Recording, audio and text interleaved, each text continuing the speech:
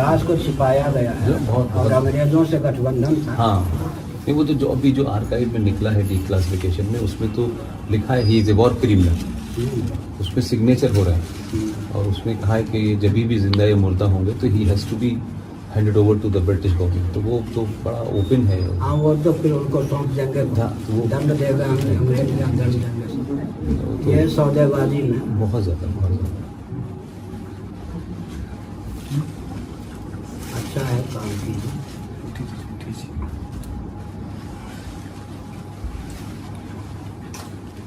वो आज़ाद हिंद फौज बनाया है, जी जी, महिला भी होती चल बसी। जी जी जी जी। अभी भी उनके साथ में जो 5 लोग थे ना, अब 100 से ऊपर की उम्र हो गई है उनकी। हाँ बिल्कुल। तो 4-5 हैं अभी। तो पिछले बार जब हुआ था तो हम लोगों ने मिल करके, असल में वो विदेश से जो आए तो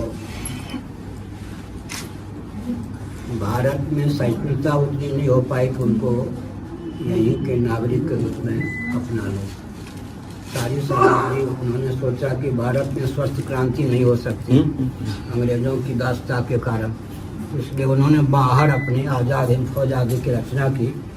और भारत में जैसे ऊपर पैराडाइज क्या किससे उतरते हैं, पैराशूट से उतर जाते, वैसे उतरे। तो अंग्रेजों ने सहिष्णुता उत्पन्न नहीं होने, अंग्रेजों ने तो यहाँ तक कि जगदीश चंद्र बोस को दबाया। अगर वो बहन निवेदिता थी तो अंग्रेज विवेकानंद की शिष्या, वही जगदीश चंद्र बोस को साथ देती थी। वो आयु में जगदीश चंद्र बोस से 10 साल छोटी थी। जगदीश चंद्र बोस उसको माता कहकर पत्र लिखते थे। अंग्रेज तो ये भी नहीं चाहते थे जगदीश चंद्र बोस जो है वैज्ञानिक रूप में ख्याति प्राप्त करें। वो अंग्रेजों से गठबंधन सत्तालोलुपता के कारण जो हुआ, सुभाष जी को मूल रूप में चमकने नहीं दिया। उसमें जो भारत में आईएनए की फोर्स रही, तो वहाँ तो लॉ पास किया हमारे यहाँ कि जो आईएनए के जितने भी सोल्जर्स होंगे हम उनको आर्मी में नहीं लेंगे, ये लिखित हो गया। लेकिन पाकिस्तान में इसका दूसरा असर हुआ, क्योंकि 12 साल मैंने वहाँ काम किया। पाकिस्तान में जितने भी आईएनए के सोल्जर्स थे उनको मेन लाइन आर्मी में जगह दी गई। हमारे यहाँ तो आज भी जो बचे हुए 4-5 हैं, उसको भी जब हम लोगों ने कहा कि राजपथ पे कम से कम उनका एक ख्वाहिश पूरी हो जाए, तो उसमें भी ब्यूरोक्रेसी ने इतना प्रॉब्लम क्रिएट किया। और आर्मी का बड़ा रेजनमेंट था इस पे कि ये तो मतलब जो है हम विद्रोहियों को मतलब हम एक तरीके से उनको सम्मानित कर रहे हैं। तो वो आज भी हमारे यहाँ फौज में वही एटीट्यूड है। तो ये जो कल परसों घोषणा हुई है, ये तो प्रधानमंत्री ने जरा ज्यादा सख्ती के साथ कर दी है ना। क्या ये कई सारी कहने की, जब उनका जो जन्मदिन होगा वो अब देश में पराक्रम दिवस के रूप में हर साल मनाया जाएगा। अनुकूल है या प्रतिकूल? अनुकूल है। अब जहाँ से चले हैं वहां से तो बहुत कुछ है, मतलब हम ये तो नहीं कह सकते कि सब कुछ है। लेकिन अब जैसे वो जाएंगे अक्टूबर में, पहली बार भी वो 21 अक्टूबर को गए। पहली बार देश में हुआ कि प्रधानमंत्री लाल किले पे जाके झंडा फहराया 21 अक्टूबर को। 21 अक्टूबर 1943 में उन्होंने भारत की आजादी की घोषणा की थी। 15 अगस्त 21 अक्टूबर को 21 नहीं, सुभाष बाबू ने तो राष्ट्रपति भी थे प्रकाश वो है। उसमें जो एक था कि कहते कि दुनिया के उन्होंने अपने मंत्रिमंडल बनाया, सब कुछ उसमें एक था कि 9 दुनिया के देशों ने, जिसमें सबसे पावरफुल देश था यूएसएसआर, मान्यता दी। लेकिन वो उसी कारण से जो उनका वो था, वो धीरे धीरे उसमें सब लोग मिले रहे लास्ट तक। तो कम से कम इस प्रधानमंत्री ने एक मिथ था बना हुआ कि सुभाष पे बात नहीं होगी। हमको एक प्रश्न का उत्तर दीजिए जी। बैठे हुए बहुत देर हो गए, ये तो बांटो कि अभी भारत इंग्लैंड की दृष्टि में स्वतंत्र है या उत्तर? इंग्लैंड की दास्ता स्वतंत्र भारत को कितने प्रतिशत प्राप्त है, इसका उत्तर दीजिए। इंग्लैंड के किसी डॉक्यूमेंट में, उनके संविधान में तो कहीं ये लिखा ही नहीं कि भारत को उन्होंने आजाद किया है। वही तो कह रहे हैं। ये तो आज भी हमारा संविधान भी यही कहता है, उनका भी जो प्रीएम्बल जो इंग्लैंड का, उसमें भी यही है। हमको तो दुनिया के किसी, मैंने तो उस पर इतनी रिसर्च की है 25 साल में, किसी डॉक्यूमेंट में नहीं लिखा कि भारत को आजादी मिली है 15 अगस्त 1947 को, कहीं लिखा ही नहीं। It's a transfer of power. और ये जो आपका संविधान है उसको आप कहिए, क्या कहते हैं कि it's a photocopy of government of India act 1935, उसकी टोटल कॉपी है। ठीक है, टोटल कॉपी है उसकी। लेकिन फिर भी बहुत चीजों के बारे में तो जो बाद में भी हुआ है ना, मतलब मैं कहता हूँ चलिए जैसा भी था, लेकिन उसके बाद तो उसमें जघन्य अपराध हुए हैं उसमें कई सारी चीजें। तो तो आप देखिए 1976 में उसके प्रीएम्बल में चेंज होता है, जबकि पूरी दुनिया का ये माना जाता है कि प्रीएम्बल जो है वो अक्षुण होता है, उसमें नहीं चेंज हो सकता। आप संविधान में चीजें अमेंडमेंट लाए वो करते रहे। अब आप 76 में आपने धर्मनिरपेक्षता का शब्द ले आए। एक बात सुनिए सर, इंदिरा गांधी के शासनकाल में विपक्ष के वॉकआउट करने पर, सदन त्याग करने पर भारतीय संविधान के मूल उद्देश्य में सेकुलरिज्म में सोशलिज्म डाला गया या जी जी जी, मूल उद्देश्य में मैं प्रीएम्बल वही मैंने कहा, वो प्रीएम्बल मूल धारा मैंने नहीं वो प्रीएम्बल वो जो पहला है ना इक्वलिटी, वो से प्रीएम्बल उस प्रीएम्बल में डाला है। मैंने कहा प्रीएम्बल 14 या कितने हैं वो प्रीएम्बल में तो जस्टिस है, इक्वलिटी है, इस तरीके से कितने पॉइंट है? मेरा ख्याल है 9 पॉइंट है कुल मिला 9 या 14 देख लीजिए। उसमें दुनिया में कहीं बदलाव नहीं होता। उसमें किया ना, उसमें दोनों डाले उन्होंने, 3 शब्द तीसरा एक अखंडता डाली, वो तो शिष्टाचार में सोशलिज्म और सेकुलरिज्म ये इंदिरा गांधी ने मूल धारा में डाल दिए, संविधान में डाल दिए। तो विपक्ष के वॉकआउट करने पर उसमें क्लासिक ये है कि जिस कांग्रेस ने 76 में ये डाला, उसी ने 1993 के अंदर नेशनल कमीशन फॉर माइनॉरिटी बनाया, उसी ने 2006 में मिनिस्ट्री माइनॉरिटी बनाई। और हमने आरटीआई डाल के स्वामी जी उसको जब पूछा कि इसका बेसिस क्या है, मतलब क्या डेफिनेशन, आधार क्या है, तो आरटीआई ने कहा कि जब सरकार ने इसको अनाउंस किया था तो ये सिर्फ एक ऑर्डर से कर दिया है। अब उसमें क्या किया है कि जो 50,000 पूरे देश में 2011 की अगर जनगणना भी ले लें, और मैं बात कर रहा हूं आपसे 93 की, 50,000 पारसी हैं देश में। पारसी 1.5% सिख है, 1% कोई आपका वो है बौद्ध था उस वक्त, और 3% ईसाई थे, और 19% मुसलमान। तो हम अभी उस पर हम कंटेस्ट कर रहे हैं, हमने उस पर कोर्ट पे भी केस डाला है। हम कह रहे हैं कि आपने यूएनओ की जो डेफिनेशन है, जो यूएनओ ने बनाई थी कि जो भी लिंग्विस्टिक माइनॉरिटी होगी, जहां जबान कम, उनमें भी टोटल पॉपुलेशन की 1.5% को हम माइनॉरिटी मानेंगे। तो ना तो हमारे यहाँ वो विधान माना जा रहा है, न कोई भारत का माना जा रहा है। और आपने जो हज कमेटी ऑफ इंडिया बना हुआ है, ये बाद में पता चला कि इसको स्टेचुरी और वो पावर मिली हुई है, यानी उसके सारे पदाधिकारी पूरे देश में जो हज कमेटी के हैं उसको भारत सरकार से तनख्वाह मिलेगी। तो कुल मिलाकर के आपने 76 में सेकुलर किया, और फिर आपने 93 में आके उसको मुस्लिम एजुकेशन बोर्ड को बना दिया अलग से, आपने नेशनल कमीशन फॉर माइनॉरिटी अलग से बना दिया। और जो सबसे ज्यादा खतरनाक है, जिसमें मैं समझता हूं कि आप भी अगर शायद उसको कहेंगे तो आपके मुंह से ज्यादा उसका असर होगा, एक एक्ट था 1923 के अंदर, फिर 1956 में अमेंड किया गया। अभी हमारे आजाद भारत में 2 बार उसमें गड़बड़ हुई है, एक 1993 में हुई है नरसिम्हा राव के जमाने में, और एक हुई है 2013 में मनमोहन के बाद। वो है वक्फ प्रॉपर्टी एक्ट। वो तो इतना खतरनाक है कि उसमें जो प्रावधान संसद ने दे दिए गए हैं कि अगर वक्फ प्रॉपर्टी बोर्ड के लोग इस जगह को कल आके ये कहें कि ये वक्फ की प्रॉपर्टी है, तो वो आदेश देंगे, and that order has to be obey by the district magistrate, and district magistrate has to comply this के उसको खाली कराए कि ये वक्फ बोर्ड की प्रॉपर्टी है। आपको फिर अधिकार ये है एज ए मालिक होते हुए कि आप फिर वक्फ बोर्ड की प्रॉपर्टी का जो कोर्ट है उसमें जाके अपील करें और फिर हाई कोर्ट में जाए। तो इतना भयानक है कि जो टोटल आज के डेट में भारत की धरती है, उसकी सबसे बड़ी लैंड एरिया जो है वो रेलवे के पास है, नंबर 2 डिफेंस के पास है, नंबर 3 वक्फ बोर्ड के पास है।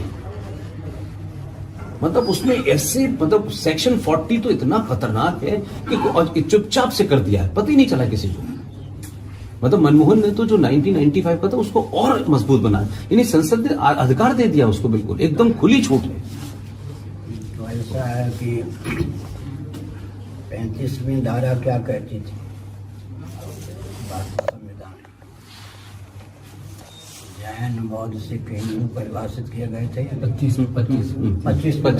25वीं धारा में जैन बौद्ध सिख हिंदू परिभाषित किए गए थे। धीरे धीरे इन्होंने अपने आप को अल्पसंख्यक घोषित कर दिया योग में आकर। अगर पहले यही कदम हो, जैन बौद्ध सिखों को, एक बट का पेड़ है बरगद का, एक डाल काट दें डाली, तो डाली तो सूखनी ही है, डाल तो सूखनी ही है, वृक्ष कुंड होना है। हमसे पृथक हो करके उनको तो क्रिश्चियन कम मुसलमान कुछ बन नहीं है, अपने स्थान पे टिक नहीं सकेंगे सिख इत्यादि, हम भी दुर्बल हो जाएंगे। अगर जैन बौद्ध सिख के जो संचालक हैं, नियामक हैं, विवेकी भी हैं, उनसे संपर्क करके उस धारा में संशोधन जो है वो हमारे लिए, आपके लिए विप्लव है। कल्पना कीजिए जैन बौद्ध सिख भी भारतीय संविधान की 25वीं धारा जो मौलिक है इसके अनुसार हिंदू हो जाते हैं तो जनसंख्या की दृष्टि से विश्व में दूसरे स्थान पर होंगे हिंदू, या तीसरे स्थान पर, या पहले स्थान पर? दूसरे स्थान पर आ। इसके लिए कुछ कदम। और रह गई बात हमारी, तो मेरे सामने 60 वर्ष हो गए भावावेश में। 1960 में ही हुआ था सर बाबा, 1960 में 60 वर्ष हो गए। मेरे सामने गोरक्षा का अभियान चला, मेरी आंखों के सामने गोली चली 66 7 1966। जी जी जी जी। और 100 व्यक्ति मारे गए, जी जी। 1400 कितने मेरी आंखों के सामने। अच्छा, गंगा का अभियान भी मेरे सामने चला है। गंगोत्री से लेकर गंगा सागर तक जो भी अभियान चला है मेरे सब परिचित, वो दिशाहीन। गंगा को मनमोहन सिंह ने क्या किया, राष्ट्रीय नदी घोषित कर दी, सिंधु प्रसाद आदि के मुँह बंद कर दिए। और गंगा जब विकृत होती गई मुँह सबका बंद कर दिया मनमोहन सिंह ने। अब मेरे सामने राम जन्मभूमि की योजना भी चली, कम से कम 66 से लेकर अब तक गंगा का अभियान, श्री राम जन्मभूमि का अभियान, गोरक्षा का अभियान, तीनों में दिशाहीनता की पराकाष्ठा हो गई। अब मूल चीज है कि एक एक समस्या को लेकर अगर युद्ध करेंगे तो हमारे पास सैनिक कम और मुझसे अधिक होंगे। मूल समस्या क्या है? व्यासपीठ हम लोग जहाँ हैं उनमें दिशाहीनता, व्यासपीठ में दिशाहीनता और शासन तंत्र में दिशाहीनता। मैं स्वस्थ क्रांति के लिए 2 मिनट बोल रहा हूँ।